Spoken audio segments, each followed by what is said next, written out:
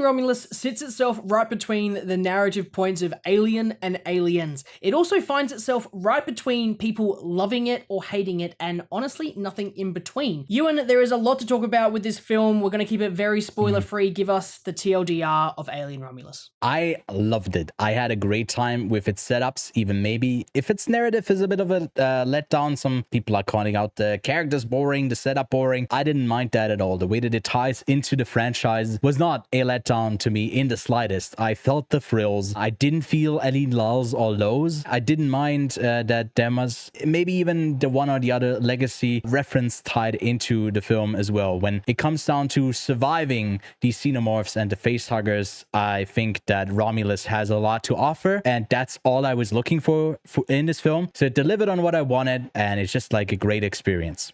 For me, I think the narrative lacks gripping characters with motivation. None of them feel like they really have a reason to be pushing that hard without just a pretty basic setup in between. I have nothing against the performances, it's just the characters themselves don't really give me much to chew on.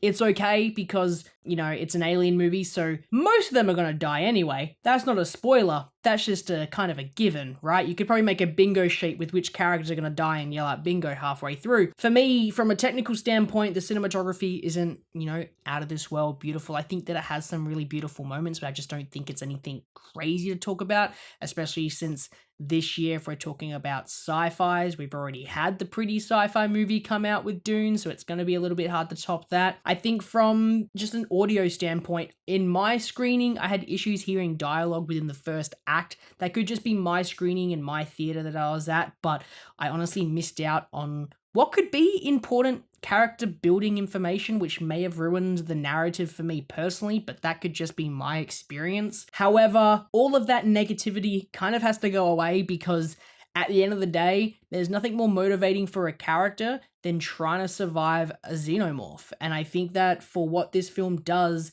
it kind of nails the survival horror aspect of trying to stay alive. The thrills are there. It builds the anticipation really, really well. And it does pay off. Yes, there's 1,000,000,001 jump scares, and honestly, like, it's the cheap way of paying it off, but I could kind of see them coming, so I wasn't really relieved by any jump scares, but I feel like the tension that was built is quite fantastic. I think that it also does plot itself as a really good alien movie, like a core alien movie, not something that spins off and does something different with it like Prometheus does with all its philosophical stuff, not what Alien vs. Predator does with all of its action. I think it lands itself as a really good core alien movie.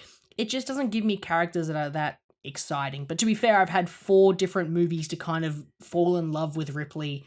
In this one, I get 1. I do like Rain, I do like Andy, but none of them are just as exciting as what they could be. So for me, I enjoyed it. I enjoyed the alien side of it. I enjoyed the horror side of it. I enjoyed the middle aspect of this film. I think that is its strongest when they're on the space station and when they get off the space station. Outside of that, I've got some issues with it, but for me, I had a great time. That's why I gave it 4 stars. And I gave it a 4.5, and I can definitely recommend it to anyone who likes the Alien franchise. Let us know what you thought of it. We have a way more in-depth discussion where we basically figure out our points along the way as well as we try to articulate them.